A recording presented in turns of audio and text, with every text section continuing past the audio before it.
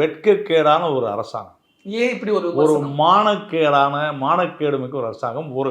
ஒரு அமலாக்கத்துறையில் ஒரு நாள் முன்னதாக கிட்டத்தட்ட 1000 கோடி ரூபாய்க்கு மேலே ஊழல் நடந்ததாக அமலாக்கத்துறை யாரை சொல்கிறது? அரசாங்கத்தை குறை சொல்கிறது.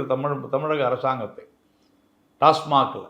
அது குறித்து நீங்கள் இன்னும் வாய் திறக்க கூட இல்லாது இருப்பது ஏன்? ஆனால் திமுகவும் காங்கிரஸ் என்ன சொல்லுதுன்னா, பிஜேபி ஆளாத மாநிலங்களுக்கு போவதற்கு ஈடிக்கு வழி தெரியலையா? அண்ணாமலை சொல்றதா ஈடி சொல்றாருன்னு காங்கிரஸ் எம்பி மாணிக் தாக்கூர் கூட சொல்றாரு. மாணிக்கம் தாக்கூர் நான் சொல்றது புரிஞ்சுங்க. அமலாக்கத்துறை தானா போயிடுச்சா? அண்ணாமலை சொல்லி போனுச்சுங்கிறார். அப்ப அண்ணாமலை அதை என்ன சொல்றாரு? ஈடி வேற அண்ணாமலை வேற இல்ல, ஈடி சொல்றதுதான் அண்ணாமலை செய்யறாரு. சொல்றது கொஞ்சம் புரிஞ்சுங்க. அமலாக்கத்துறை தானாக போய் சோதனையிட்டதா? அதுதான் சொல்றேன். அண்ணாமலை சொன்னாரு, அதனாலதான் நடக்குது. அண்ணாமலை சொன்னாரு ஃபிங்கர் கூட ஈடி மறுநாள் தான் சொல்லுது. எதன் அடிப்படையில் போனாங்க? போக முடியுமா? அண்ணாமலை சொன்னா போக முடியுமா? அவர்கிட்ட தான் எல்லா பவரும் இருக்குன்னு சொல்றாங்க அப்படின்னு சில அறிவில்லாதவர்கள் பேசினா நான் ஒன்றும் செய்ய முடியாது.